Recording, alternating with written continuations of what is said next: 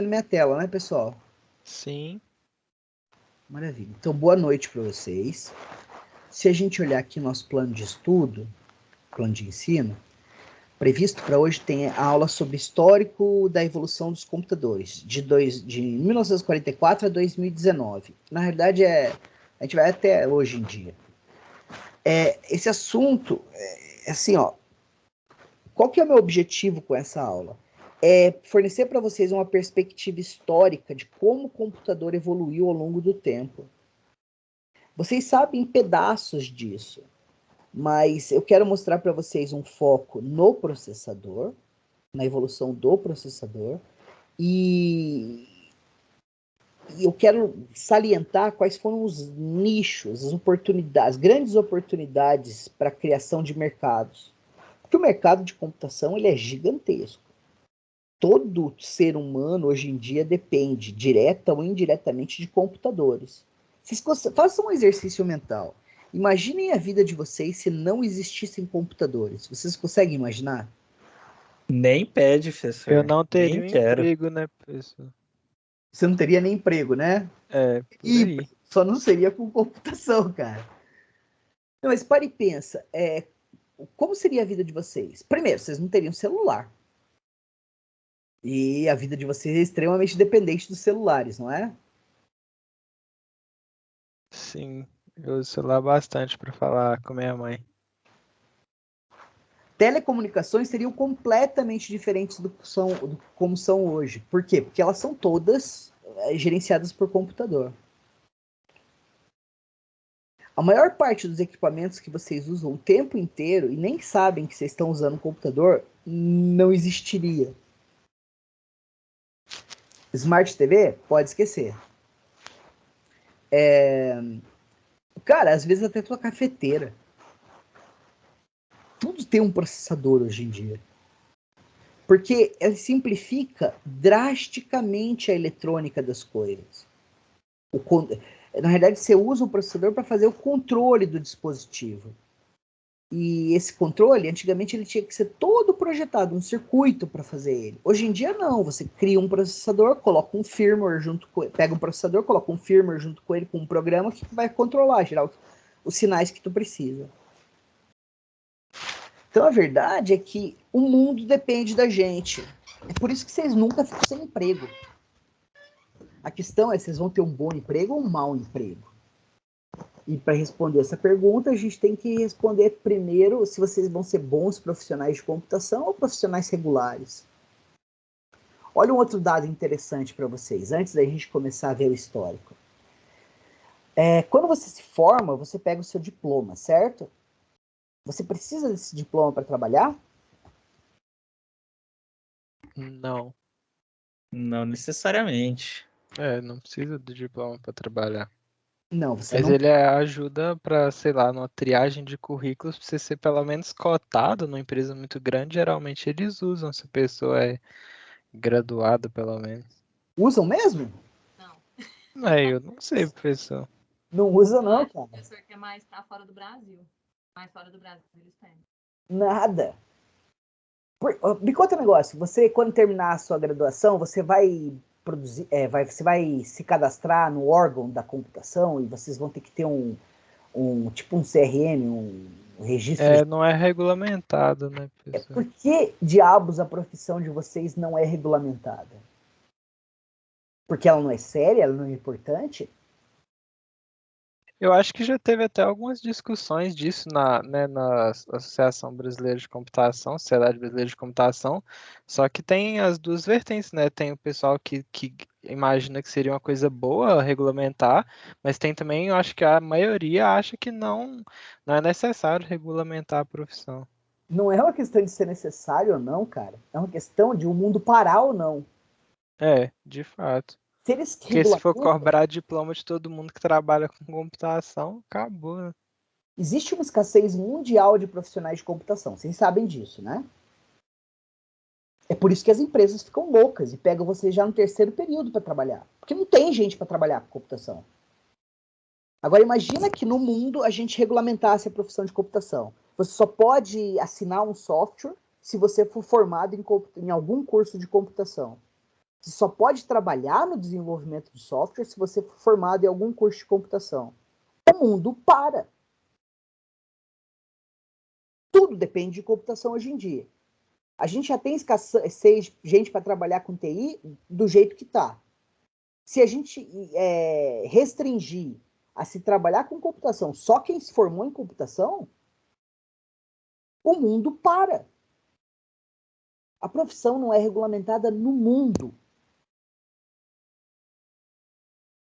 Louco, não é?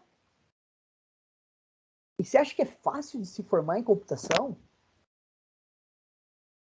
Não importa qual curso você escolhe. É extremamente difícil. Ah, medicina é difícil. Difícil caramba, difícil é computação. É uma mistura de matemática com eletrônica com computação per se. Vocês escolheram um caminho árduo, tortuoso e sofrido para a vida de vocês. E honestamente, na minha modesta opinião, extremamente recompensante. Vocês vão trabalhar na área que todo mundo depende, diariamente. Não existe sociedade moderna sem computador. Legal? E com isso em mente, a gente pode começar a falar do histórico da evolução dos computadores. Como é que era o mundo antes de existir computadores? Isso, sei lá, vamos pensar no começo da Segunda Guerra Mundial, 1939. Vocês têm alguma ideia de como é que era o mundo naquela época?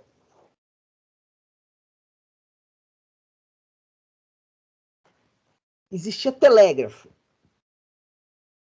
Existia telefone. Pessoal? Alô? Telefone? Eu acho que não, né? Existia TV? A Não. TV eu quase certeza que não. Não, não existia. Não existia nada disso. Existia computador? Não, menos Esse aí não. Não. Existia necessidade da gente fazer muitos cálculos? Vocês conseguem imaginar uma situação em que você quer fazer muitos cálculos? Para e pensa num computador. O primeiro computador criado, ele era o primeiro computador de propósito geral criado. Isso vai ficar claro a diferença de propósito geral e propósito específico hoje, tá? O primeiro computador de propósito geral criado... Não vamos nem tão longe. Vamos pensar no primeiro microprocessador, que é o processador em um chip só. Ele era capaz de executar 50 mil operações aritméticas e lógicas em um segundo. 50 mil é um número muito grande? Depende. Se for, sei lá, 50 mil átomos, não. Se for 50 mil computadores, sim. Você está pensando certo. Números, eles são uma forma compacta e inteligente da gente expressar quantidades. Mas eles são relativos, depende do contexto. Então, agora, para e pensa. 50 mil somas. Quanto tempo você demora para fazer 50 mil somas? Você, ser humano. Há muito tempo. Eu, pelo menos, demoraria bastante tempo. Se você fosse um cara muito rápido e você conseguisse fazer uma soma de 3 dígitos, dois números de 3 dígitos, em um segundo, você está falando de 50 mil segundos. Uma hora tem 3.600. 10 horas tem 36 mil. Você ia demorar mais ou menos umas 14 horas para fazer isso. E o computador fazia em um segundo.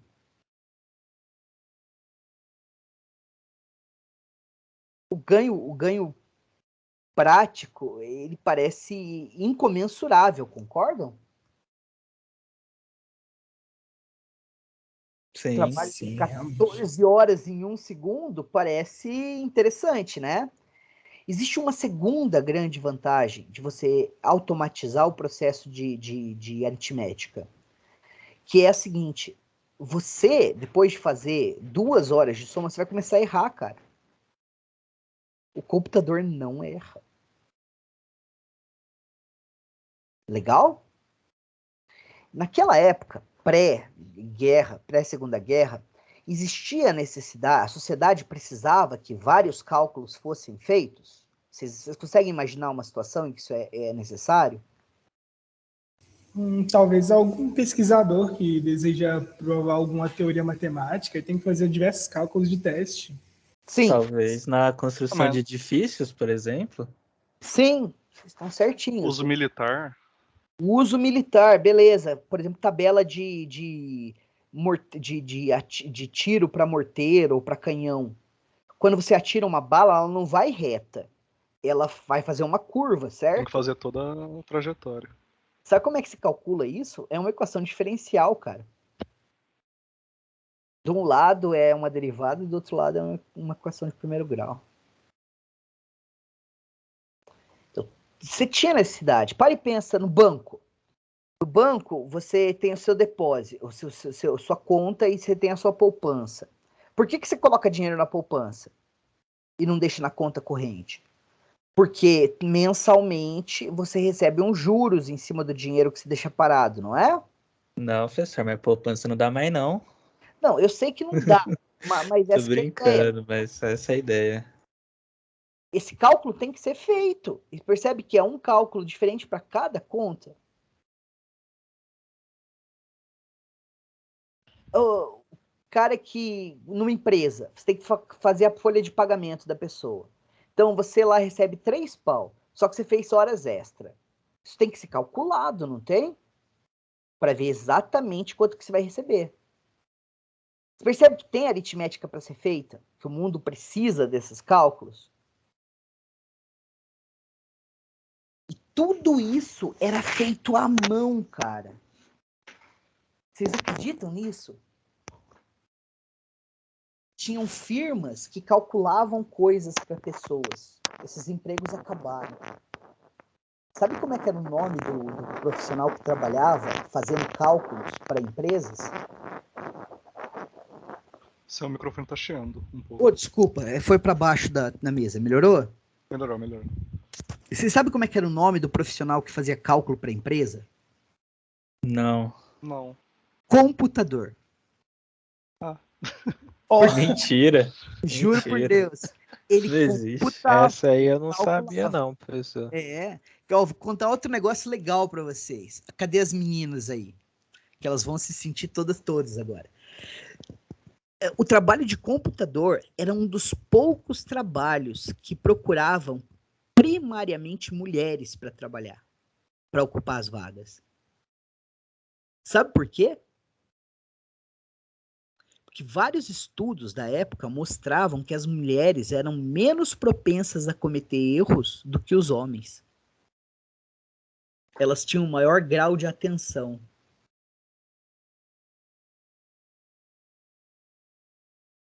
Louco, não é? Professor, quando a gente não tá certo, vocês estão errados. Quando vocês não estão certos, a gente está errado. Você está certíssima. Então, essa era a realidade. E daí começou a Segunda Guerra. Daí, na Segunda Guerra, existia essa necessidade de um monte de cálculo para ser feito para fins militares. Mas mais importante que isso, tinha a ver com a comunicação de dados, com a troca de informações das tropas. Como é que você fazia comunicação trocava mensagens, os exércitos trocavam mensagens? Já Morse? existia... Não, sim, código Morse via telégrafo, mas um jeito muito mais eficiente era a comunicação via rádio. É verdade. Por quê? Porque você fazia comunicação via ar, você não precisava de um meio físico, que era a linha de telégrafo. Uhum. Certo? O problema da comunicação via rádio era o seguinte, que se você colocasse um sinal no ar, qualquer um com uma antena podia captar aquele sinal. Então, você quer passar uma informação crítica para sua tropa, coloca ela no ar, o seu adversário pode pegar essa informação. Certo? Faz sentido isso para vocês? Faz sentido. Daí aconteceu o quê? Os alemães, que sempre foram muito, muito industriosos... Só um minutinho.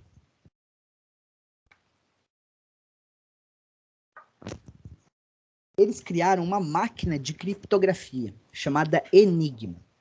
Vocês sabem alguma coisa de criptografia?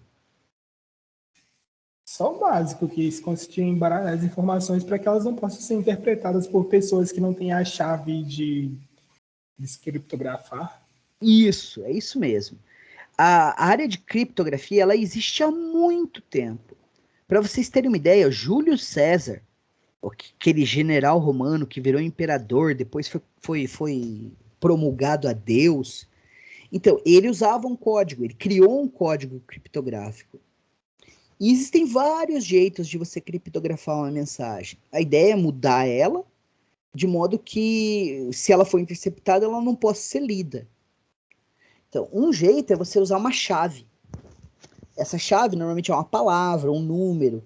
E aí você muda a mensagem usando aquele número. Tipo, você passa por uma função que recebe a mensagem e aquele número como informação.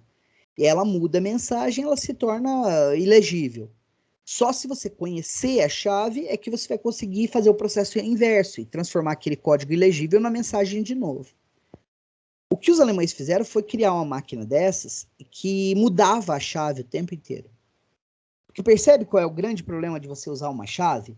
É que se o seu inimigo descobre a sua chave de alguma forma, todas as suas mensagens são completamente lidas, são completamente legíveis. Então, eles mudavam a chave periodicamente e eles automatizaram esse processo através de uma máquina. E essa máquina chamava Enigma. Basicamente era assim, você digitava a chave, tinha um teclado que parecia uma máquina de escrever. Digitava a chave, digitava a sua mensagem, saía a mensagem criptografada. E daí você podia pegar e alimentar isso para um sistema de modulação de sinal que ia transformar numa onda de rádio que você ia transmitir pelo ar. Não importa se alguém captasse isso. Eles iam ter a mensagem, mas não iam saber a chave mudava o tempo inteiro, então ele não ia conseguir ler nunca. Legal? Então, os ingleses, naquela época, os Estados Unidos não era um país protagonista como é hoje, ele era um país em ascensão. Os ingleses, basicamente, lideraram o processo de resistência durante a Segunda Guerra. Eles fizeram alguns esforços de guerra, e um dos esforços que eles fizeram foi convocar matemáticos especialistas em criptografia para quebrar essas senhas. E eles conseguiam quebrar. O problema é que quando eles quebravam, demorava muito tempo, várias semanas, às vezes meses. E daí aquela mensagem que eles conseguiram quebrar é porque é por tentativa e erro. Você pega e chuta uma chave. E se a chave for essa? Aí você começa a tentar decriptografar. Aí se começa a fazer sentido, você fala, beleza. Se não faz sentido, você muda a chave. E vai chutando, entendeu? É o mesmo processo de quebrar uma senha hoje em dia. Ou você tem a sua chave privada, e aí você decodifica ela rapidão, ou você chuta. Chuta a senha, criptografa ela e compara com a coisa criptografada. Se as duas... Vocês entenderam como é que se quebra uma senha hoje em dia? Você tem a sua senha lá, que é eu não vou colar. Essa é a sua senha. Aí você criptografa ela vai ser transformada numa string de números, num número que é a tua senha criptografada. Você chuta uma senha e criptografa ela também. Compara com a senha criptografada real. Se elas forem iguais, tu acertou a senha. É isso que softwares como Crackjack, por exemplo, fazem. A força bruta, que é o método de força bruta, é você tentar todas as possíveis. Era isso que os técnicos, os matemáticos lá, especialistas em criptografia, estavam tentando fazer. Dentre os caras que foram convocados para esse esforço de guerra, tentar decriptografar as mensagens dos alemães, estava um cara chamado Alan Turing. Vocês já ouviram falar dele, né? Sim. Claro que já. Sim, O com grande. certeza. É provavelmente um dos 3 nomes mais importantes da computação. Os outros dois seriam a Ada e. Não, a Ada. Von Neumann tá no meio, né? von Neumann é o outro nome, e que alguém consegue pensar em algum outro?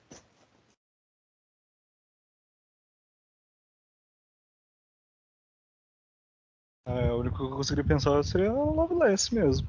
Esse não é ela. A Lovelace, foi a primeira programadora, né? Sim. Eles adoram dizer que a primeira programadora do mundo foi mulher. A gente vai falar dela hoje.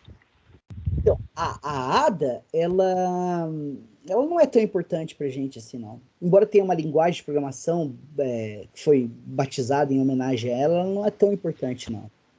Eu falaria que a terceira pessoa mais importante da computação é um cara chamado Bjarne Dijkstra. Nunca ouvi falar. Ah, tá. Ele é o do algoritmo, professor? É. Esse cara escreveu mais de 800 artigos como autor único. E ele propôs o grosso dos algoritmos básicos que a gente usa hoje em dia.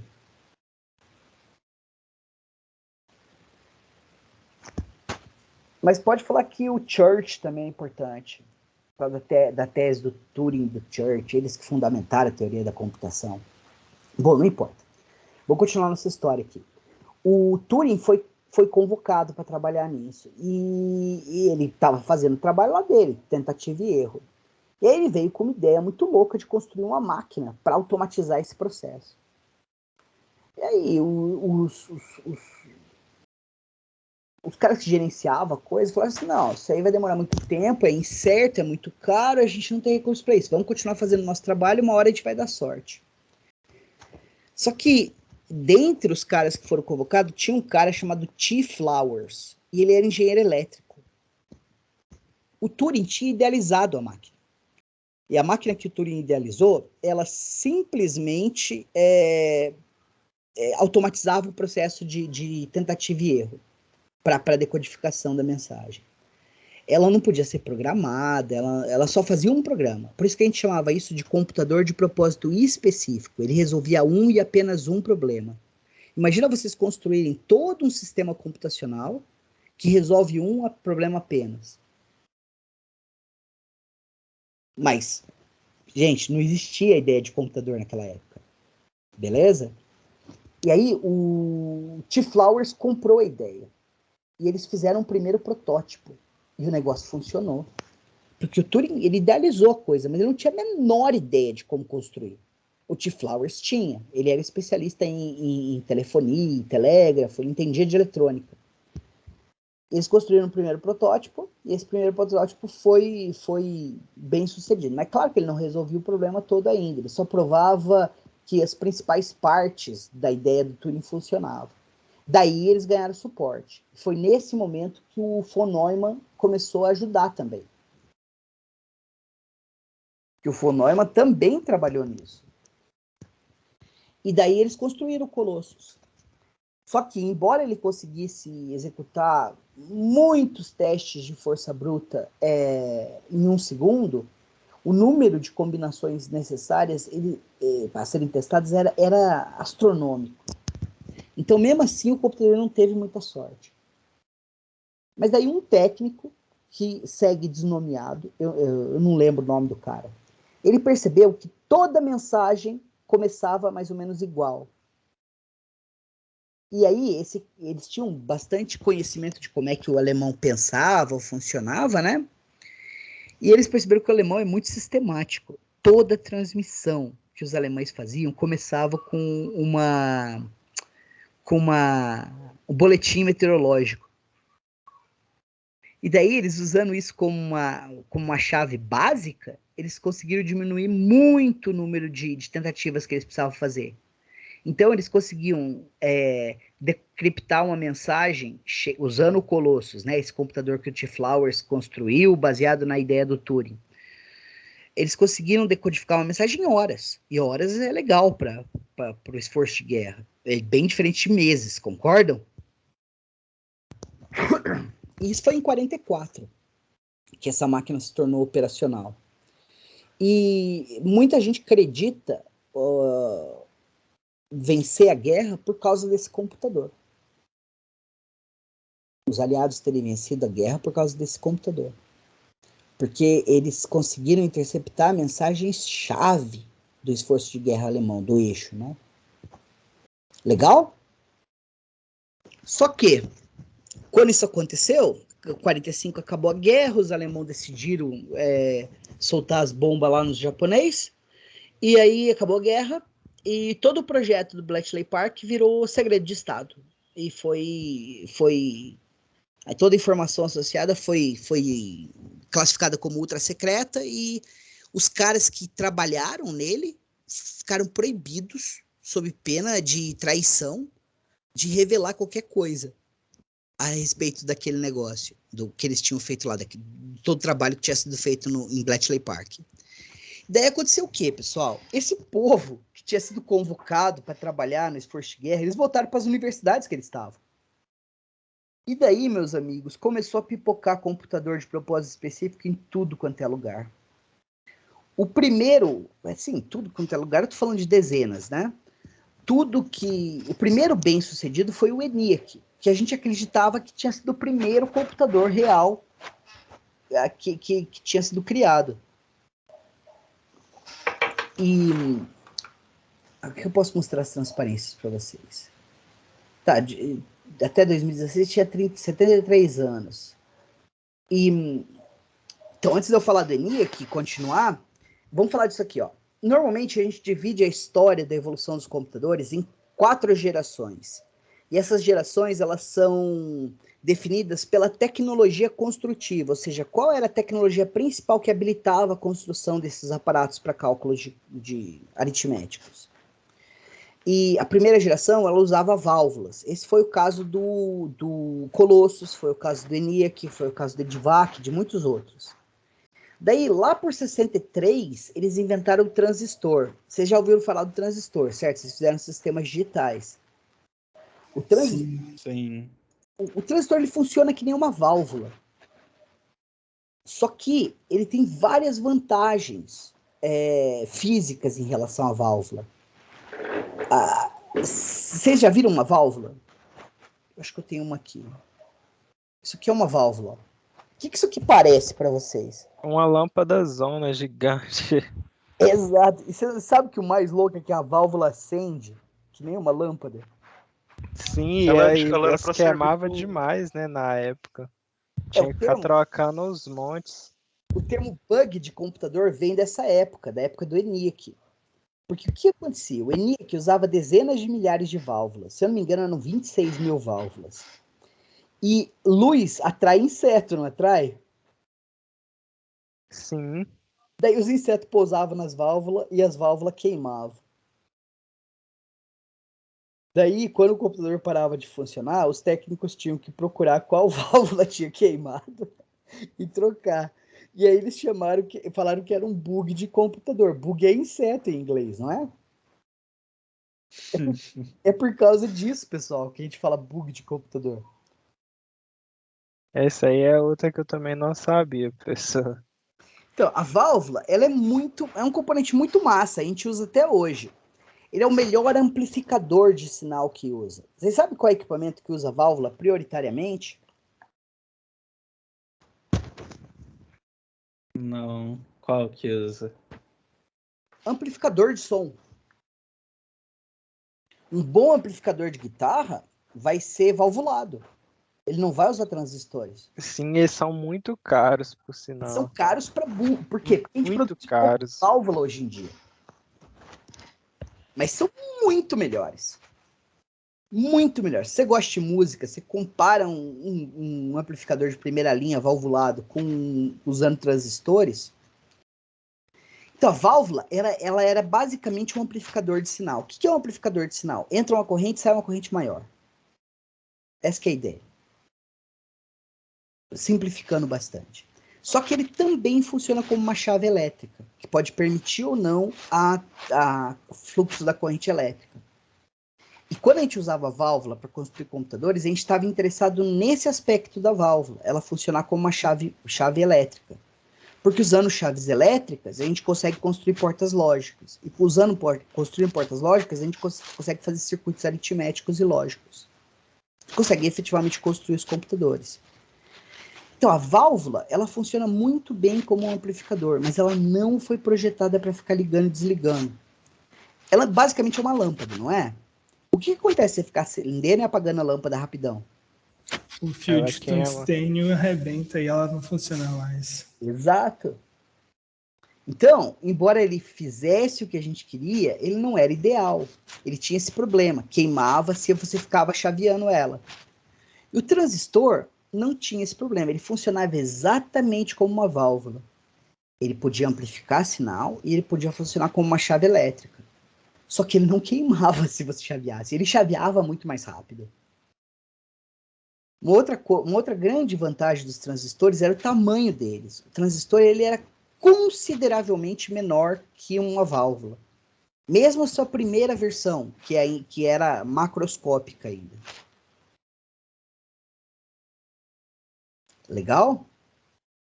Então, a gente fala que a segunda geração de computadores começou com a utilização de transistores para a gente construir computadores. Por quê? Porque os transistores eles eram válvulas melhores. Chaveavam mais rápido, eram menores. E, obviamente, quando foram construídos pela primeira vez, eles não eram mais baratos do que as válvulas, eles eram mais caros. Mas como a lei de mercado fala que quanto mais se produz, mais barato fica, rapidamente eles ficaram mais baratos. Para e pensa, quanto que custa um Ryzen 5 hoje em dia? 3. Não, professor, eu vou te falar que o Ryzen 5 3600X tá 1.600, hein? Na promoção. R$1.600. Beleza. É. R$1.600 por 2 bilhões de transistores. Quanto que sai cada transistor? Aí é muita matemática. Sai caro. Você vai dividir 1.600 por 2 bilhões. 1.600 tem 2 zeros. 2 bilhões tem 9 zeros. Um transistor vai custar alguma coisa na casa de 0,000000 alguma coisinha. Centavos. Tá barato, não tá?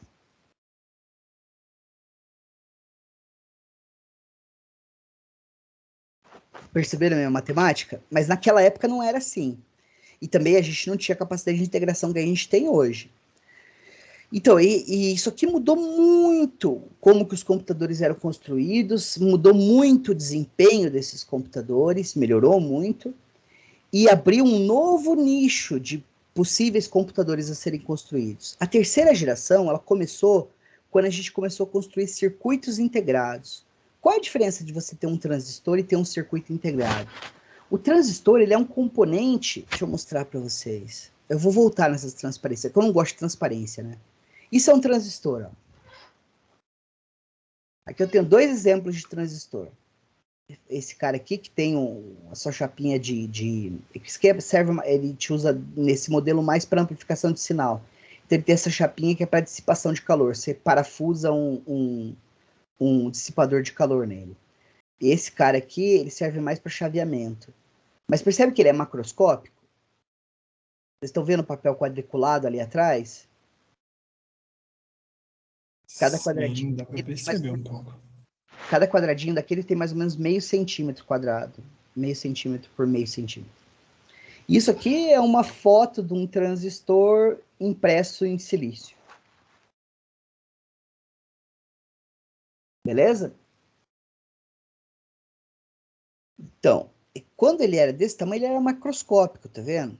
Só que a gente começou a poder fazer transistores impressos em silício cada vez menores. E chegou um ponto em que eles eram tão pequenos que o transistor era uma ponta de agulha dentro desse negócio. O transistor é uma ponta de agulha dentro desse negócio, desse encapsulamento aqui. Então, o pessoal falou assim, pera lá, por que eu não coloco vários transistores dentro da mesma pastilha de silício e eu produzo um circuito completo, não só um transistor? Então, eles migraram o circuito da placa de circuito impresso para dentro da pastilha de silício. Isso é um circuito integrado. Legal? Então, se você vai fazer, por exemplo, uma porta E, que você precisa de 3 transistores, você não usa os 3 transistores componentes assim. Você coloca eles já ligados, já pré-montados. Cadê ele? Cadê o troço aqui? Dentro da mesma pastilha de silício, produzindo um circuito integrado. Deixa eu ver se eu tenho um exemplo aqui de circuito integrado. Eu acho que eu não tenho. Não tenho. Beleza? E a 4ª geração, ela não é muito... Cadê a barra desse negócio que eu não consigo ver? Ah, tá aqui. A 4ª geração, ela não é muito uma mudança de tecnologia, mas sim um aprimoramento da tecnologia.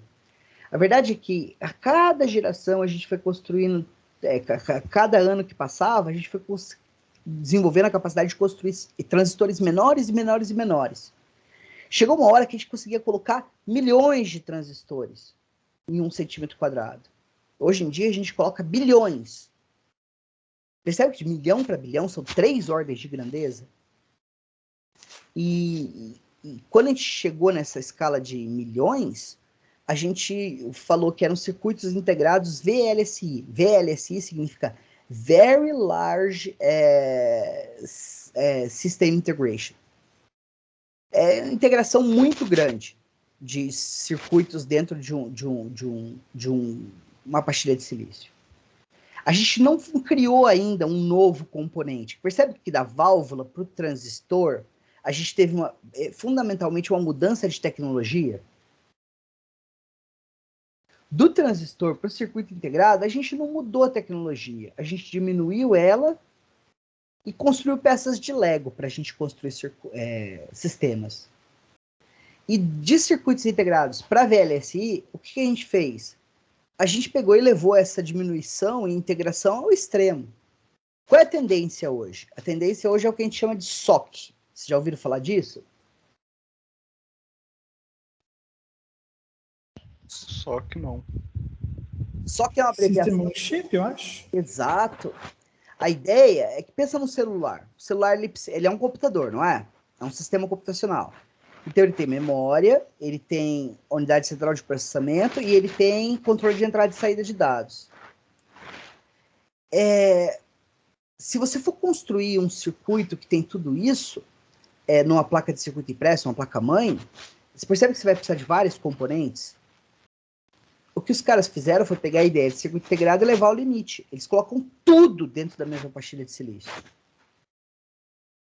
Obviamente, a memória, o processador, os dispositivos de entrada e saída, está tudo dentro da pastilha de silício. O controle dos dispositivos de entrada e saída.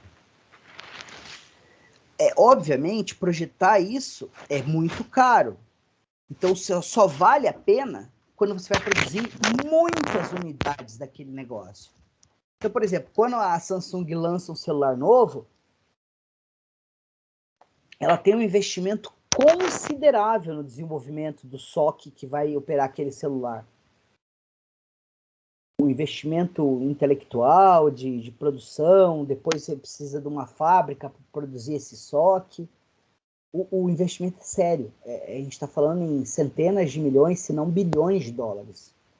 Então os caras têm que projetar vendas na casa de milhões também, para o negócio ser factível. Louco, não é? Mas percebe que a gente não teve uma mudança crítica tecnológica ao longo desse tempo? Qual é a tendência atual? A tendência atual é a Intel já está pesquisando há uns 10 anos, pelo menos, um transistor que ele é tridimensional. Ele não é construído no plano, ele é construído em 3 dimensões. Então, basicamente, você está construindo um transistor melhor. Qual é a grande vantagem dele? É que a corrente de vazamento dele, aquela energia que é dissipada quando um transistor chaveia, ela é muito menor, quase não existe. Então, deve dar um fôlego aí, ainda muito tempo. Mas a verdade é que a gente atingiu um limite na computação. Esse limite está definido pela quebra da lei de Moore, que fala que a gente não consegue mais dobrar o número de transistores que a gente põe na mesma área de silício a cada 1 ano e meio.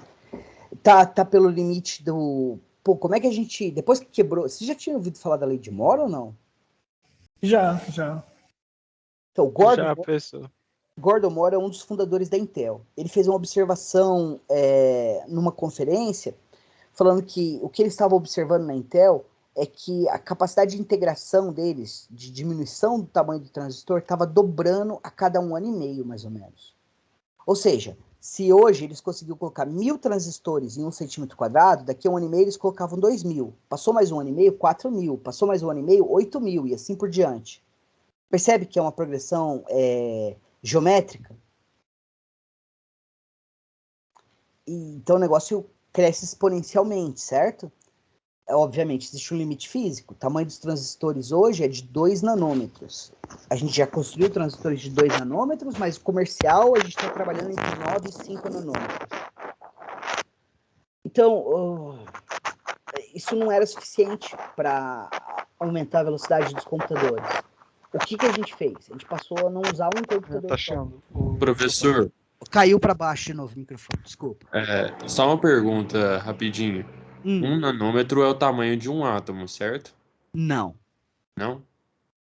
9 nanômetros é mais ou menos uns 100 átomos de silício, um do lado do outro. Ah, entendi. Obviamente, existe um limite físico para isso, né?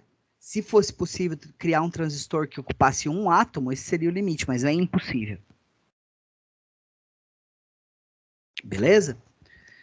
Então tá, vamos continuar o histórico aqui. Então a gente já falou do Colossus, certo? Mas antes do Colossus, que aconteceu em 1940, entre 43 e 44, o ser humano sempre flertou com a ideia de criar uma máquina que automatizasse a aritmética para gente.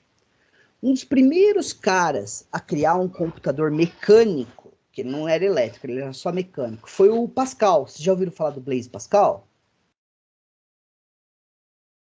Eu já tinha ouvido, professor. Ele foi um matemático muito famoso, teve até uma linguagem de programação que foi batizada em homenagem a ele. E ele fez várias grandes contribuições para a matemática. Tem o Triângulo de Pascal. Mas o pai dele era coletor de taxa de imposto. Naquela época, século XV, o cara alguém ia de porta em porta coletando taxa, os impostos. O pai dele coletava. E ele tinha que fazer um monte de cálculo. E o filho dele viu o pai dele sofrendo à noite para ver se estava tudo certo, fazendo os cálculos. E ele bolou essa máquina aí, que era capaz de somar e subtrair. Beleza? Embora a máquina funcionasse, o pai dele nunca conseguiu usar ela. Ele achava muito complicado, ele achava mais fácil ele mesmo fazer os cálculos. Antes do Pascal, a gente já flertava com a ideia de automatizar a aritmética. Alguém consegue imaginar algum aparato pré-Pascal que automatizava a aritmética? Ábaco? Perfeito. Qual que é a ideia do ábaco? A ideia do ábaco é fornecer para você um apoio físico, visual, para você fazer operações aritméticas, principalmente soma e subtração, de maneira mecânica, não é? Beleza? Mas a gente não chamava essas coisas de computador ainda. O conceito que a gente tem de computador é uma coisa automática. O primeiro cara que teve realmente uma boa chance de criar o primeiro computador foi esse cara aqui, o Charles Babbage. Você já ouviu falar dele? Eu já ouvi em alguma história da computação, eu não lembro muito bem o que ele fez. Então, o Babbage, ele era rico, tá? Ele idealizou uma máquina analítica para fazer aritmética. É esse cara que você está vendo aí. E ele investiu boa parte da fortuna dele tentando construir essa máquina. Mas nunca conseguiu. Ela nunca ficou pronta. E a razão para isso é porque a mecânica de precisão na época era incapaz de produzir as engrenagens que ele tinha idealizado na precisão e no tamanho que ele precisava. Louco? Essa máquina que vocês estão vendo aí está no Museu de Ciências de Londres. Com base nas anotações do Babbage, usando mecânica de precisão moderna, eles construíram a máquina. E quando eles ligaram, ela funcionou. Então o cara tá errado aqui, tá? Não, tá certo. 1791 a 1871. Pô, o cara nessa época, quase 200, 150 anos atrás, eu tô ruim de matemática, hein? Não, é isso aí. 150 anos atrás, esse cara foi capaz de idealizar uma máquina puramente mecânica, tipo um relógio, capaz de fazer aritmética. Mas ele foi incapaz de construir porque a mecânica não funcionava naquela época. E esse cara contratou a Ada Lovelace para escrever programas para essa máquina. Beleza? Então, os programas que a Ada escreveu eram para essa máquina, mas eles nunca foram executados porque a máquina nunca funcionou. Beleza? Daí, aconteceu o projeto Colossus, que eu abri contando para vocês. Isso aqui é uma foto de uma réplica do Colossus. Essas bobinas, elas eram configuradas, rodadas com a mensagem. E aí você ficava rodando elas até você chegar para tentar fazer as várias tentativas e erros. Esse cara de óculos aqui é o T. Flowers e esse cara aqui é o Alan Turing. Beleza? O de verdade, né? E esse filme aqui, O Jogo da Imitação, conta a história da criação do Colosso, mas ela tem algumas licenças poéticas importantes aí, tá? Beleza. Daí, o Colossus, ele era uma máquina híbrida, ele era eletromecânico. A parte mecânica era a memória dele. O que você fazia entrada de dados e a saída de dados era quando a máquina parava, a posição em que essas bobinas estavam é a mensagem decodificada. E a lógica toda por trás era feita usando válvulas, que a gente já discutiu. Aí os caras saíram de lá, terminou a guerra, eles ganharam a guerra, provavelmente por causa do Colossus, e os caras foram para as universidades. Esse Paul Eckert e o John Nordley, eles trabalharam no projeto Colossus e eles voltaram para a universidade deles, e em 1946 eles criaram o ENIAC. Originalmente, o ENIAC tinha sido comissionado para... Eles eram americanos, se eu não me engano. Ele tinha sido comissionado para fazer cálculo de tabelas balísticas para canhão americano. Só que ele nunca ficou pronto para isso. Então ele foi reutilizado, porque a guerra acabou. Aí ele foi modificado para calcular o censo americano. Computar o censo americano.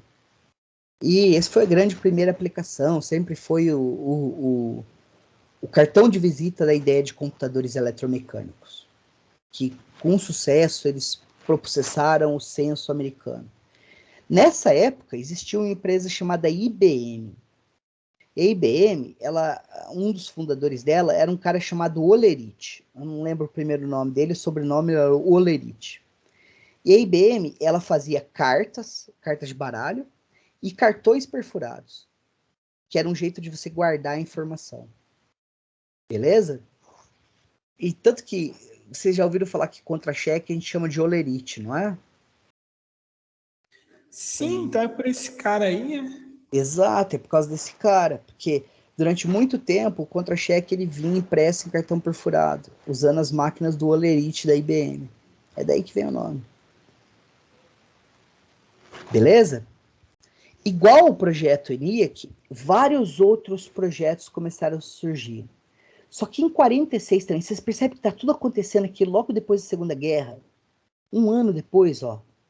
Os caras estavam com um hype desgraçado. A ideia do computador eletromecânico era muito boa.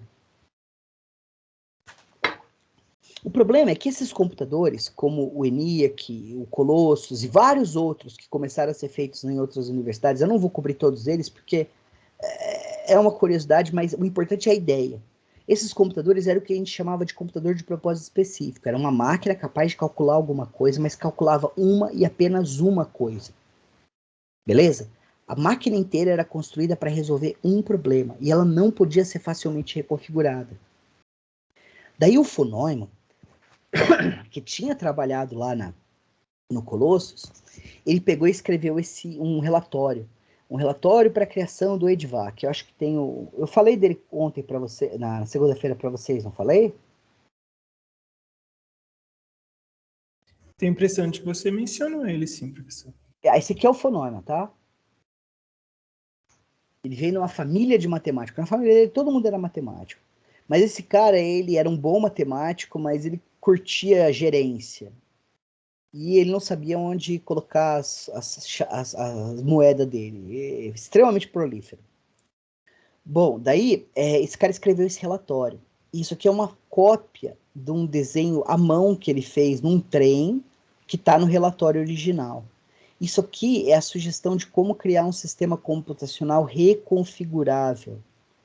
A ideia dele é que todo sistema computacional precisava ter 3 unidades principais. Um lugar onde que ele chamou de memória, que lembrava os dados e as instruções a serem executadas. Beleza? Ele chamava de operações. As operações que tinham que ser feitas por causa das operações aritméticas.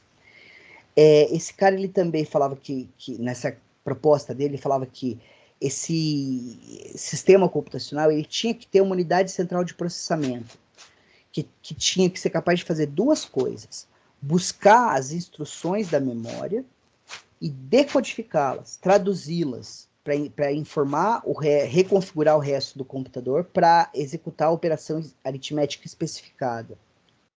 E ele também tinha que ter uma capacidade de colocar a informação para dentro da memória e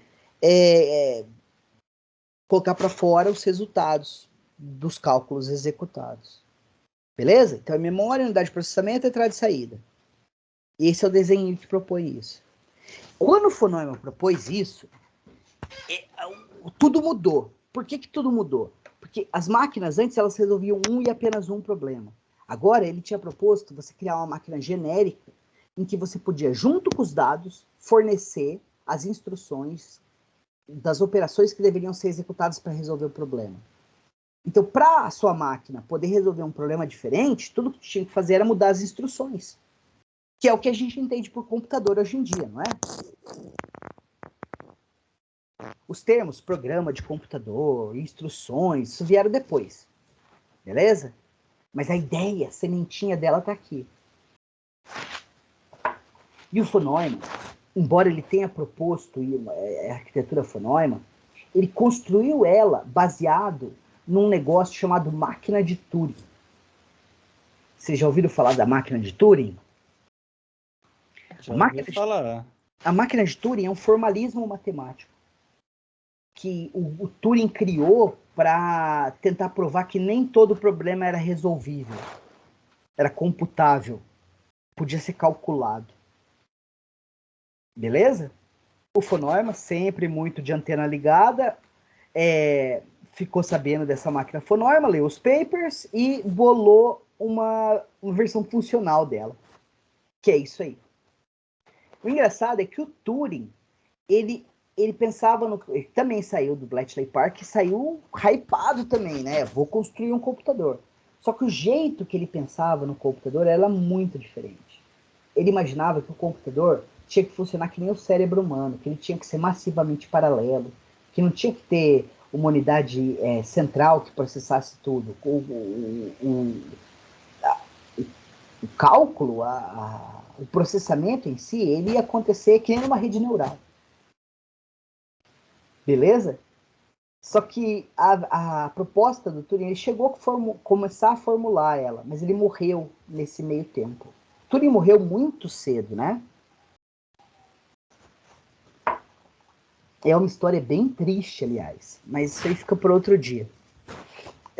Se o Turing tivesse vivido até uns 60, 70 anos, que ele morreu nos 30, se eu não me engano foi 28, 30 anos, a história da computação seria bem diferente, porque ele era influente na computação, e a influência dele só ia aumentar.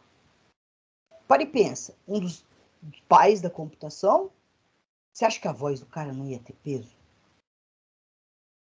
Mas morreu, e a arquitetura do von Neumann foi a arquitetura que se consolidou para a construção de sistemas computacionais.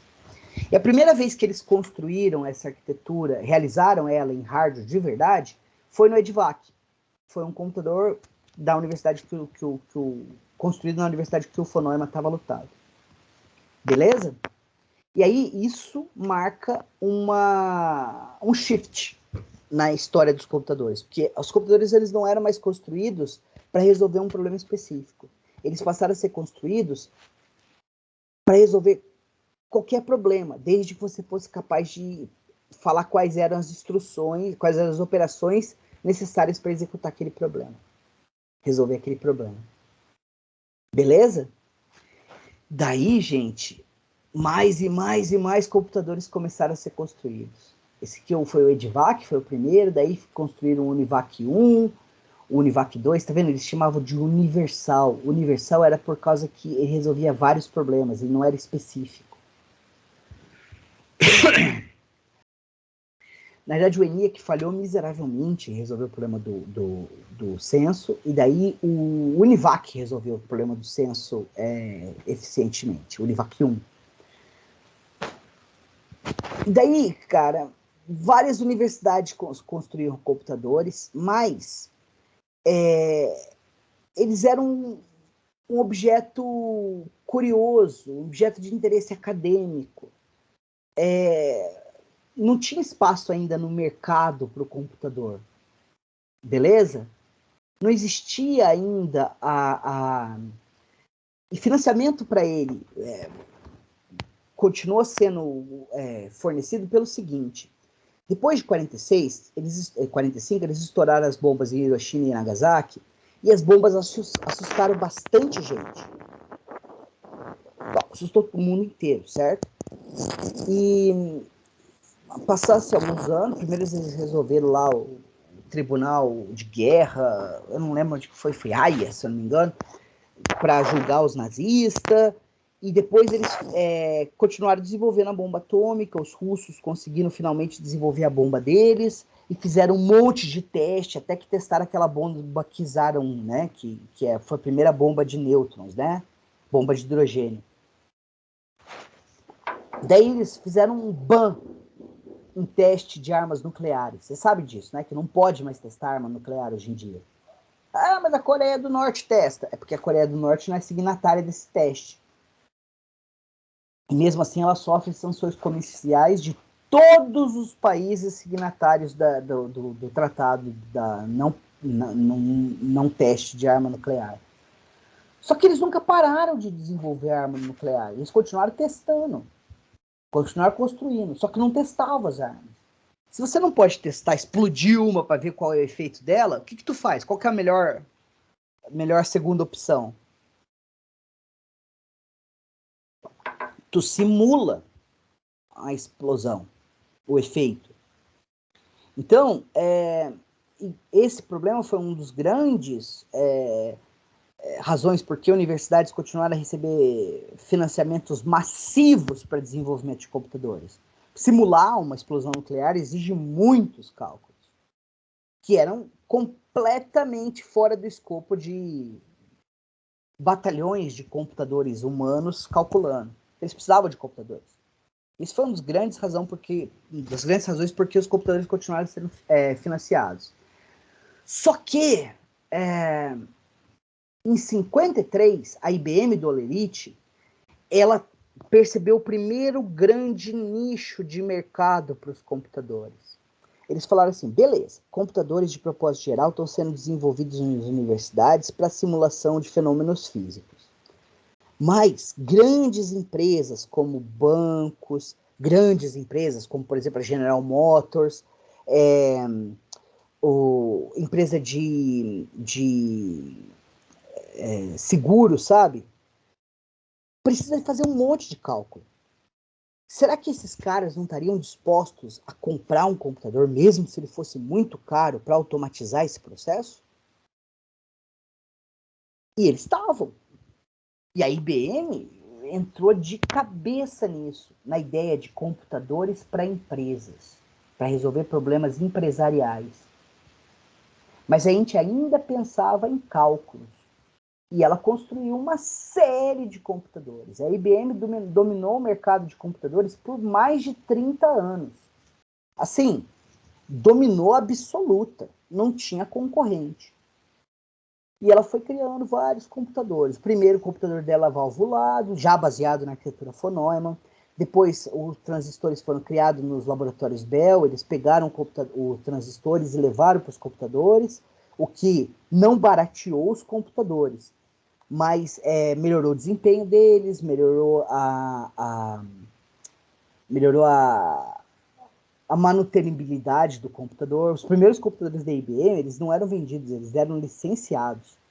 E eles recebiam, você não licenciava só a máquina, você licenciava também um monte de funcionário da IBM para manter a máquina funcionando. Louco, não é? É mais ou menos como a gente está hoje. A gente está em computação quântica, a gente está em 46. Computação quântica hoje está no estágio que a gente estava em 46 na criação de computadores tradicionais, computadores clássicos. E, galera, a IBM tinha uma grande vantagem, porque ela dominava a tecnologia de cartão perfurado, que servia como memória para esses computadores.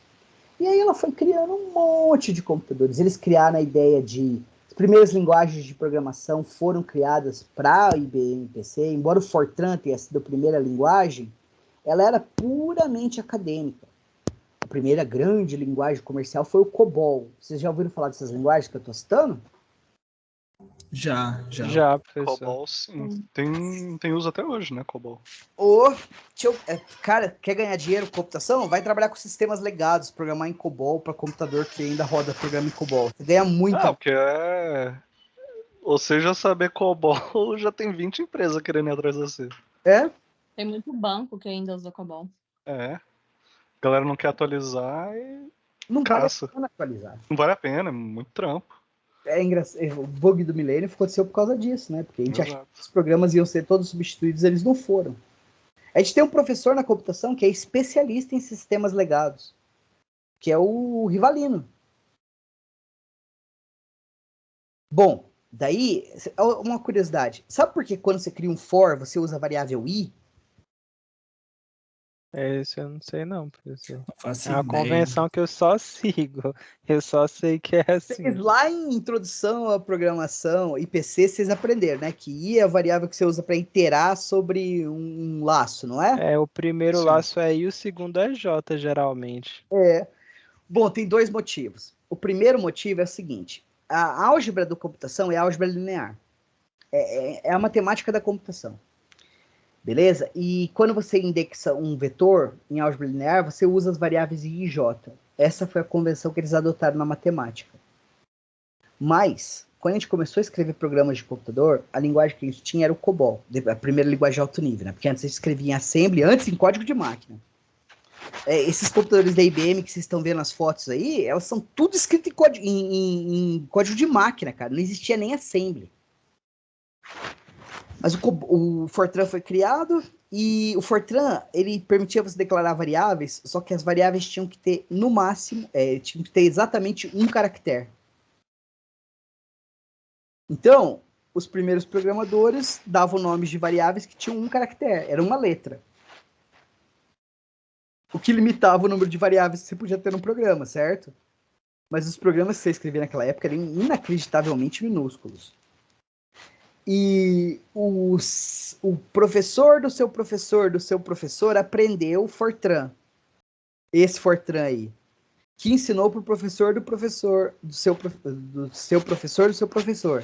Que ensinou para o seu professor. E ninguém nunca questiona por que é aí. Mas essa é a razão. Legal? A galera continua usando por causa que no Fortran 1 era assim. Daí criaram os transistores. Lá nos laboratórios Bell, antes do laboratório Bell ter sido separado por causa daquele famoso processo antitrust lá, e os transistores, foi em 60 e alguma coisa, e os transistores eles foram rapidamente incorporados nos computadores da IBM, que mantiveram a liderança do mercado de computadores por muito tempo. Só que, em 60, uma empresa aparece, tipo startup, assim, chamava DEC. E a DEC, pessoal, ela percebeu um negócio que a IBM não percebeu. A IBM cometeu 2 vezes esse erro. E ela prometeu que ela nunca mais vai cometer. É por isso que a IBM, hoje em dia, é a empresa líder no desenvolvimento de computadores quânticos. Qual foi o primeiro erro que a IBM cometeu? E eles perderam metade do mercado de computadores por causa disso. Foi o seguinte. Eles achavam que os computadores, o único mercado para os computadores eram empresas muito grandes, como bancos, a GM, essas grandes montadoras, empresa de seguro. Eles não conseguiam visualizar a ideia de que uma empresa pequena, média, uma escola, um colégio técnico podia ter utilidade para um computador. E podia, não podia? Com certeza. Só que essas empresas pequenas, médias, essas instituições pequenas e médias, elas eram incapazes de comprar um computador desses da IBM, porque custava milhões de dólares na época. Imagina hoje quanto que seria. Seria dezenas de milhões de dólares. Então, eles achavam que não tinha mercado. Só que com a introdução dos transistores, a DEC conseguiu construir computadores desse tamanho aqui, ó. Que é grande pra caramba, do nosso padrão, mas não ocupa uma sala inteira, como os computadores da IBM, certo? E esses computadores, que eles criaram uma série desses computadores, que chamava PDP. Eles eram o que eles chamavam de mini computador. Era um computador que tinha menos capacidade do que os computadores da IBM, mas que permitiam fazer dezenas de milhares de cálculos por segundo. Beleza? E rapidamente a DEC abocanhou todo esse mercado de pequenas, médias empresas e instituições de ensino e por aí vai. E a DEC, que era uma startup, se tornou uma empresa gigantesca. Ela já faliu, já foi comprada, mas até é importante na história do computador. Uma outra parte importante, a PDP foi produzindo várias versões e eles chegaram numa versão que chamava PDP-12. Sabe o Bill Gates? O Bill Gates aprendeu a programar num PDP-12, que na escola dele, que era uma escola de rico, tinha um. E eles escreveram uma versão do BASIC para o PDP-12. E eles criaram o terceiro, eles descobriram o terceiro grande nicho de mercado, eles consolidaram o terceiro grande nicho. Quem aproveitou mesmo o segundo grande nicho, o terceiro grande nicho de mercado foi a Apple. Já chega lá. Por causa disso. Que o Bill Gates, muito cedo, ele teve acesso a um computador. Ele tinha 15, 16 anos. Quando, se eu não me engano, foi ele e o Alan Kay, não é? Escreveram a versão do BASIC deles. Tá, beleza. Então, aí a DEC ela começou a explorar esse segundo nicho de mercado, que era pequenas e médias empresas e instituições de médio porte. A IBM tentou entrar, ela lançou versões dos computadores dela, versões mini dos computadores dela. Só que ela demorou para perceber esse nicho de mercado. E daí, quando ela tentou entrar, ela conseguiu uma parte do mercado, mas a DEC já tinha se consolidado. Perdeu o trem. Em computação, isso acontece o tempo inteiro. 1 ano é muito tempo. Daí a IBM criou a ideia de famílias de computadores, porque antigamente, nessa época, até essa época aí, os computadores, o hardware era muito complexo e o software ele era muito simples. Então a IBM não cobrava pelo software. O software era tipo brinde. Ou os próprios técnicos que a IBM licenciava para trabalhar nas máquinas dela no cliente, escreviam o software para eles. Só que à medida que os computadores foram ficando mais complicados, mais complexos, mais eficientes, mais com uma performance melhor, né? Os programas também foram gradativamente ficando mais complicados. Beleza? E aí as empresas, elas começavam a investir algum dinheiro no desenvolvimento dos programas. E quando você saiu uma geração nova de computador, a empresa podia estar até disposta em comprar um novo computador ou licenciar um novo computador. Só que ela não estava disposta a reescrever o software dela, porque toda vez que você escreve um software, tem erro de software, né? Então, até você ter uma versão estável, a empresa não quer ficar parada ali. Portar sistema, até hoje é um problema. Então, a IBM criou a ideia de famílias de computadores. Ou seja, quando ela criava um computador novo, mais potente, o programa escrito no computador anterior, ele tinha que ser capaz de executar no computador atual. Na versão atual. Isso eles deram o nome de retrocompatibilidade. Compatibilidade para trás. O que rodava antes continua rodando. Mas se você escrever um programa para o computador atual, usando tudo que tem no computador atual, pode ser que ele não rode no computador mais antigo. Tranquila a ideia? Vocês estão me ouvindo? Tá dando para ouvir, sim. Sim, professor, tá normal. Beleza. O Burroughs 5000, B5000, foi a primeira máquina projetada para utilizar uma linguagem de alto nível, que no caso foi o Fortran. E a Burroughs produziu um computador muito bom, muito melhor que o da IBM, mas não tinha tração de mercado e faliu drasticamente, faliu miseravelmente. Aí a 360 foi a primeira linha de produtos com retrocompatibilidade, e uma empresa chamada CDC, ela percebeu nesse caso foi um terceiro nicho de mercado. O primeiro foi empresa, segundo empresa de pequeno e médio porte e instituição de ensino, e terceiro foi supercomputação. Existiam grandes problemas que precisavam de computadores muito potentes. Então, eles criaram a ideia de um supercomputador, porque tinha o computador da IBM, tinha o mini computador da DEC, e a CDC criou um supercomputador, que era um computador que entregava muito mais desempenho do que um computador da IBM. Beleza? A CDC, ela durou alguns anos, mas ela faliu miseravelmente. E o mercado de supercomputadores, ele se manteve até o meio da década de 90, depois ele foi substituído por clusters de computador. Mas foi por uma empresa chamada...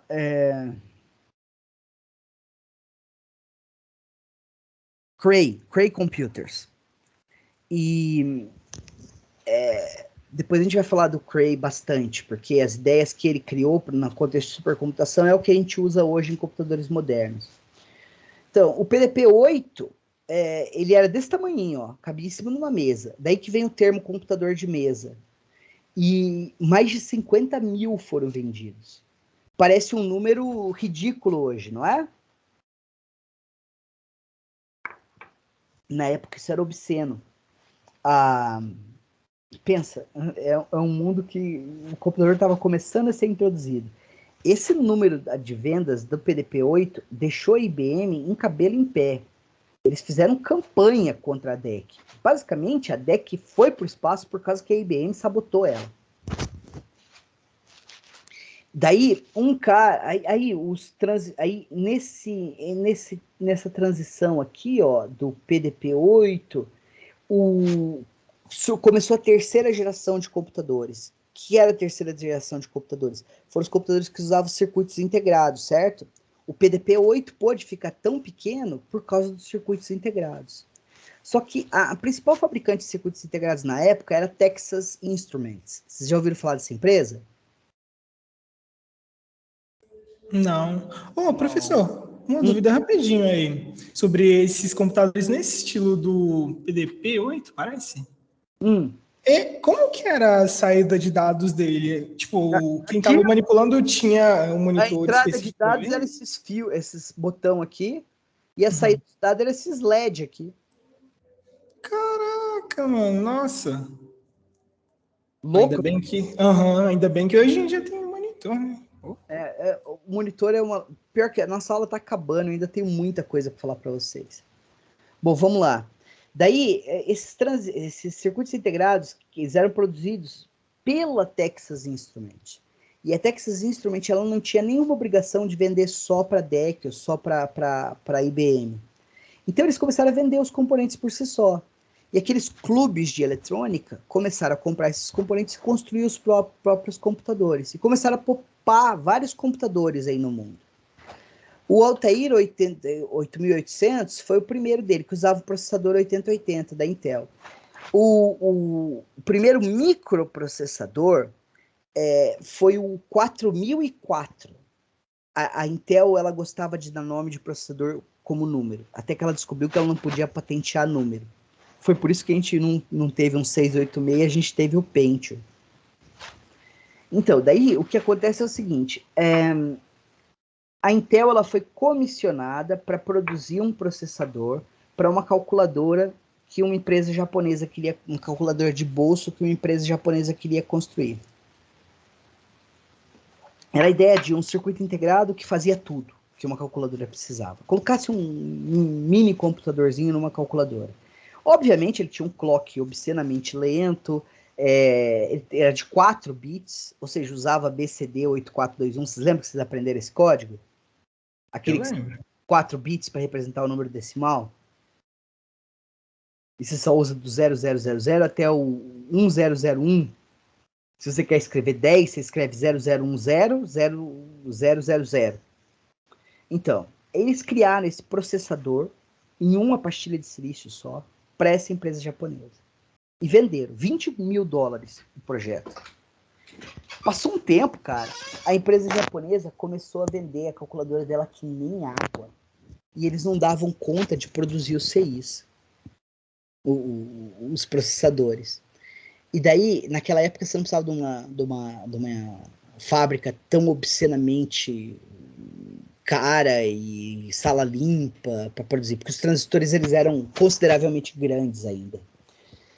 E eles procuraram a Intel de novo para ver se eles não queriam produzir o processador para eles. Daí a Intel percebeu a burrada que tinha feito, ela falou assim, a gente produz sim, mas a gente tem uma condição. A gente quer comprar o projeto de novo de vocês. Eles compraram o projeto do 4004 de volta por 10 vezes o preço. Ou seja, eles venderam por 20 mil, compraram por 200 mil e ainda se comprometeram a produzir todos os circuitos que a empresa japonesa queria. E foi o melhor negócio que a Intel fez na vida. Com base no 4004, eles construíram o processador 8008, que era um processador que não usava BCD, ele usava 8 bits. Ele representava números de 8 bits. Ah, professor, um computador que só calcula de 0 a 255. Galera, lá atrás, né? Década de 70 aqui. E foi um sucesso. Com base no 8008, eles construíram o 8086, é por isso que chama a arquitetura x86. Porque o 8008 ele usava 8 bits, o 8086 já usava 16 bits. Para representar números. Com 16 bits, você tem até 65 mil, ou menos 32 mil quebrado, até mais 32 mil quebrado, já dá para fazer boa aritmética aí. E começaram a licenciar esse processador. As empresas tentaram competir com a Intel, a mais relevante aí foi a Motorola, que forneceu processadores da série C68X para Apple. A Apple usava esses processadores da Motorola e ela se manteve no mercado por um bom tempo, até que há uns 23 anos atrás a Apple ela parou de usar os processadores da Motorola. Então, daí, com essa disponibilidade de processadores no mercado, de outros circuitos digitais, engenheiros elétricos amadores começaram a construir seus próprios computadores. O Altair 88000 foi um dos primeiros deles. Gerou um hype desgraçado, cara. É tipo sair um Horizon Zero Dawn novo, sabe? Foi um hype para comprar esse negócio. E ó, entrar dessas chaves aqui, sair desses LED. Não tinha monitor, não tinha teclado, não tinha nada. Beleza? Nessa época, o Wozniak e o Jobs, os caras da Apple, eles estavam na universidade. E o Wozniak trabalhava numa empresa chamada HP. Vocês já ouviram falar da Hewlett Packard? Uhum. Ficou famosa por causa das impressoras, né? Mas não era o mais importante que ela produzia, não. A Hewlett Packard, ela se fez como empresa vendendo um monitor para radar. Aquele monitor redondão, sabe? Era isso que ela fazia. Aquele de navio, mais ou menos. É, aquele monitor que fica rodando, assim, sabe? De fósforo verde. Isso, mas ele era redondão, você usava em radar. E a HP produzia esses monitores. O Wozniak trabalhava nisso. O Wozniak sempre foi um bom técnico, e ele, mesmo antes de terminar a faculdade, ele já estava contratado na HP. E daí, eles ficaram sabendo do Altair 8800, eles falaram assim, não, que isso, a gente pode fazer melhor. E o Wozniak veio com a ideia do computador pessoal deles. Beleza? E a primeira versão que eles fizeram, eles não vendiam tudo, eles vendiam só a placa-mãe, já com os componentes todos soldados. Era mais ou menos como um componente melhor para um eletricista, para um engenheiro elétrico amador. Mas era um computador. Tudo bem que era só a placa-mãe, mas era um computador. Aí os caras tinham o trabalho de ligar os LEDs, ligar a entrada e saída. E vendeu que nem água, cara. Eles não conseguiam fazer as placas na velocidade que eles estavam vendendo. Beleza? E daí o Wozniak teve ideia de colocar um teclado e um monitor daqueles de radar no computador para fazer a entrada e saída. E o louco é que ele fez o gabinete desse computador de madeira, compensado, sabe? Bem legal. E o Jobs, ele não era, mas nem de longe, bom técnico quanto o Wozniak. Se fosse para dar uma nota em termos de inovação tecnológica, se daria 10 para o Wozniak e menos 40 para o Jobs. O que o Jobs fazia muito bem era... Ele tinha tiro de mercado, ele tinha ideia, ele imaginava as coisas. Falava assim, ó, isso ia ser muito legal existir. Inventa. Foi isso que ele fez com o iPad. Com o iPod, primeiro o iPod, depois o iPad. Ele não tinha a menor ideia de como criar essas coisas. Ele simplesmente idealizou e falou, olha, seria legal se existisse esse componente, tem mercado e ia vender pra caramba. Inventem. E aí os engenheiros inventavam, como o Wozniak. Quando o Wozniak pegou e enfiou o monitor e o teclado, que era uma máquina de escrever basicamente, era um teletipo na realidade, era uma máquina de escrever eletrônica, ele criou o conceito de computador pessoal, que podia ser adquirido por alguns milhares de dólares. Cara, um computador da IBM custava milhões de dólares. Um computador da DEC custava dezenas de milhares. Podia chegar até uma centena de milhar. E os computadores da Burroughs, da Cray, eles custavam dezenas de milhões, que eram supercomputadores. E o Wozniak criou uma versão para isso que custava milhares. Milhares de dólares, mesmo naquela época, para um cara muito hypado, é uma coisa que você pode investir. É que nem comprar um PS5 hoje. Tá caro para burro. Mas se tu tá muito hypado, se você gosta do negócio, você fica sem comer um mês, você faz uns bicos, você acaba comprando, concorda? Dava para comprar. Era acessível para um indivíduo. Aí o que aconteceu nessa época, galera? O Alan Kay e o Bill Gates, eles também ficaram hypados com a ideia, principalmente quando eles viram 88 mil. Eles nem sabiam da Apple ainda. Porque essas empresas eram muito pequenas, não existia internet, a informação não corria tão fácil quanto corre hoje.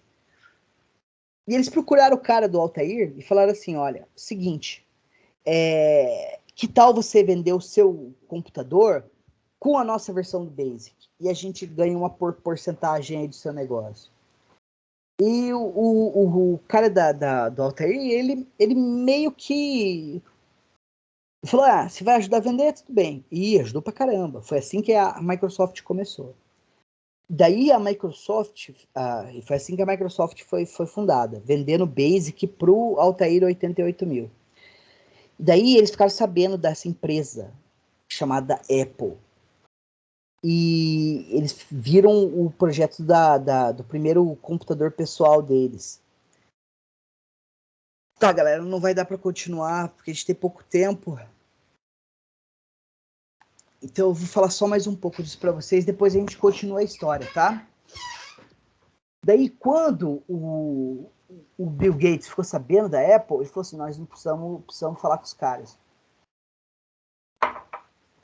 E eles foram atrás dos caras. E a Microsoft, o Bill Gates, ele pensava em software, ele não pensava em vender hardware, ele sabia que ele não era bom de hardware, o negócio dele era software. E o Bill Gates, ele percebeu uma coisa que muita gente demorou muito tempo para perceber, ninguém tinha percebido naquela época. O que importa é o software. Até então, o hardware, ele era muito mais caro que o software, porque o hardware era complexo, difícil de construir, e o software ele era muito simples. O hardware foi ficando melhor e mais barato. E o software foi ficando muito mais complicado, porque a gente começou a querer resolver problemas mais complicados. Com o software ficando mais complicado, tudo tem um custo associado. O software começou a ficar caro de ser produzido. O Bill Gates percebeu isso. Ele percebeu que no futuro o hardware ia ser pervasivo, ele ia estar em tudo quanto é lugar. O que ia importar de verdade era o software. O Bill Gates se tornou o homem mais rico do mundo durante muito tempo por causa que ele viu isso. Louco, não é? Vocês estão aí, pessoal? Sim, professor.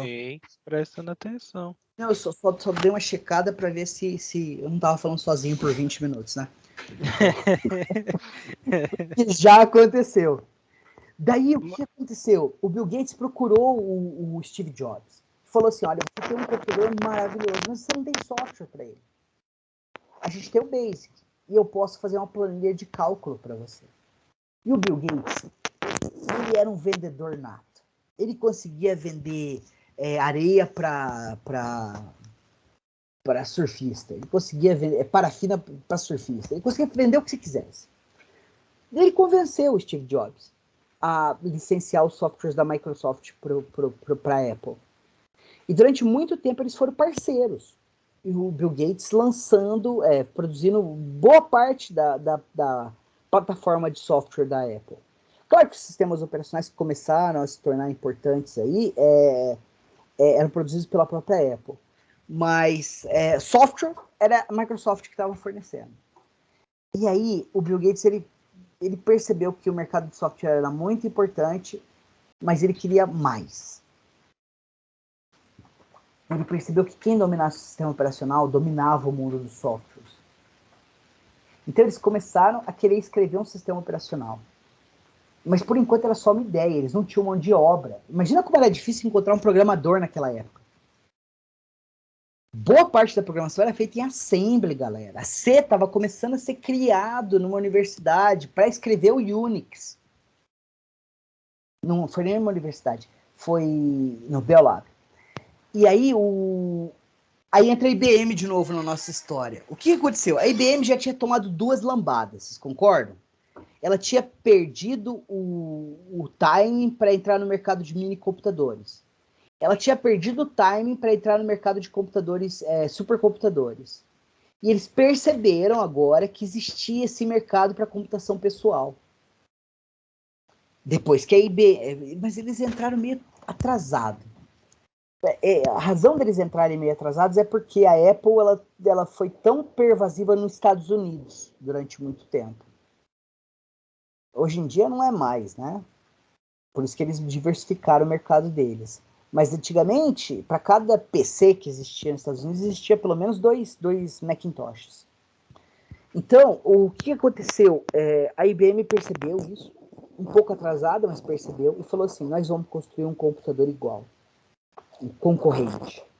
E eles criaram o IBM PC. Vocês já ouviram falar desse termo, né? Já. Sim, já. Então, só que olha o erro que a IBM cometeu. A IBM criou o computador, só que ela percebeu que periférico para esse computador era um problema. Então ela tornou o projeto público. Quem quisesse produzir um computador compatível com o IBM PC, podia. Ela não tinha... ela comprava os processadores da Intel. Então ela não tinha a capacidade de produzir o processador para o IBM PC. Bom, a Apple também comprava da Motorola. Como é que a IBM tentou se guardar? Ela falou assim, olha, tudo é liberado, menos a BIOS, que é o Binary Input Output System. É a parte do computador que inicializa e gerencia o sistema. Eles não percebiam que existia necessidade de um sistema operacional. E o Bill Gates quando ficou sabendo desse IBM-PC, falou assim, eu vou licenciar software para esse IBM-PC também. E conseguiu uma reunião com a IBM. Ele foi pensando em vender a planilha de cálculo dele, que era eu esqueci o nome da maldita planilha de cálculo na época, é antes do Excel. E outras coisas. Mas na reunião, um técnico falou que legal, era muito importante ter os softwares aplicativos, mas uma plataforma que nem aquela precisava de um sistema operacional, que só a BIOS não ia ser suficiente. E aí o Bill Gates, quando viu isso, os manda-chuva da IBM nem prestaram atenção, porque eles não eram capazes de entender isso, né, cara? E pensa, tecnologia é um negócio muito novo, o pessoal mais velho sempre apanha para acompanhar, certo? Mas o Bill Gates estava antenado, e ele percebeu o que o cara tinha falado. Ele falou assim, eu tenho um sistema operacional, eu licencio para vocês também. E eles, como é que chama o seu sistema operacional? Ele chama DOS. Só que ele não tinha sistema operacional bosta nenhuma. E ele saiu com o contrato da vida dele. Ele ia fornecer software e sistema operacional para o novo IBM PC. Saindo dali, ele falou, olha, fechei um contrato com ele, só que eu vendi um sistema operacional que a gente não tem. Falou, Polanquei, né? Ele falou, como é que a gente vai fazer? Vamos ter que escrever um. Aí o Alan Kay falou, não vamos escrever não. Eu conheço um cara que escreveu um, a gente pode comprar dele. Compraram o sistema operacional do cara, nem sei como é que era o nome do sistema operacional, mas chamaram do sistema operacional de DOS, que foi o nome que ele vendeu para a IBM. E foi assim que começou a dominância da Microsoft no mundo do IBM PC. Quando isso aconteceu, eles quebraram com a Apple, e aí a Apple seguiu o caminho dela, e a Microsoft se concentrou só no IBM PC. Nos Estados Unidos, eles eram competitivos. A Apple tinha 2/3 do mercado, eles tinham 1/3. Mas no resto do mundo, a IBM, a Microsoft, ela reinou suprema. E é por isso que o Bill Gates se tornou o homem mais rico do mundo durante muito tempo. Beleza? Mas nota, durante muito tempo, a Microsoft não produzia hardware, ela só produzia software. E foi uma aposta vencedora. Porque, vocês já repararam como é fácil piratear o software do Windows até hoje? Será que eles não podiam colocar mecanismos melhores de segurança no software? Mas eles preferem, né, acho que deixar isso fácil para eles terem um market share e ainda ter a dominância, né? As pessoas utilizarem, mesmo que pirata, é um marketing para eles. A ideia de que alguém usasse o software dele sem pagar para o Bill Gates era revoltante. O Bill Gates, ele abomina essa ideia. Ele acha que se você está usando um produto, você tem que pagar por ele. Só que o Bill Gates, ele é capaz de engolir o próprio orgulho dele quando ele percebe uma vantagem maior. O que ele percebeu? Que mesmo que tu usasse o software pirateado em casa, tu ia ter que usar o software legalizado numa empresa. E quando uma empresa vai escolher um software para comprar, ela vai ter o custo do software. Mas vai ter o custo do treinamento do cara ainda. Se a empresa pode escolher um software que não vai ter que treinar a equipe dela, ela vai preferir esse software, mesmo que ele seja mais caro. Porque ela vai economizar no treinamento e vai economizar no tempo que o funcionário vai estar treinando e não vai estar trabalhando. Então, o que a Microsoft fez? Você nunca usou o software da Microsoft de graça. Ela embutiu o preço de você usar o software ilegal em casa na licença que ela vende para a empresa. Louco, não é? É uma jogada bem interessante. Quando eu descobri isso, eu também fiquei, nossa, realmente é uma boa ideia. Não precisa ser tão rígido com os usuários, né? Usuário não comercial. A gente já estourou o nosso tempo. Então, eu vou falar o seguinte para vocês. Um resumo. 4 gerações, válvula, transistor, circuito integrado, VLSI. Gerações de hardware, né? O que a gente usou para construir os hardwares. Nichos de mercado. Universidades e aplicações militares. Depois a gente teve aplicações comerciais de grande porte, aplicações comerciais de pequeno porte, computação pessoal. E hoje em dia a gente tem a computação móvel. É assim que você tem que pensar na história dos computadores. Eu vou perguntar isso na prova para vocês? Vou. Mas o básico, gerações, nichos, essas coisas. O resto, tudo que eu contei para vocês é história. Eu acho que é importante você conhecer a história do que você está estudando. Dá contexto e te motiva a aprender melhor aquilo. Mas tem muito mais informação do que isso. Um livro onde vocês podem procurar mais informação é esse aqui, ó. Computer, A History of the Information Machine. É muito bom esse livro. Tem mais informação do que eu passei para vocês, mas, cara, tem muitos outros livros bons. Se vocês querem ler um livro, esse é a melhor recomendação que eu posso, sobre o assunto, é a melhor recomendação que eu posso dar. Se você quiser outras recomendações, é só me procurar que eu passo para vocês. Beleza? Dúvidas, perguntas, questionamentos, reclamações? Não, professor. Eu acho que não, tudo certo. A aula foi ótima, eu curti essa história da computação, professor. Beleza, crianças. Espero que eu tenha informado vocês e criado um pouco de senso crítico. Essa parte de nichos de mercado e de como as empresas não veem e se ferram é muito interessante, porque vocês como profissional de TI, no meu caso não é muito importante porque eu sou acadêmico, né? Mas se vocês forem para o mercado de trabalho, é sempre bom vocês ficarem de olho no mudanças de vento. Foi o que aconteceu com as dot-coms, foi o que aconteceu com a geração de app. Empresas fizeram, fortunas se fizeram por causa dessas mudanças. Quantas dot-coms surgiram na bolha da dot-com?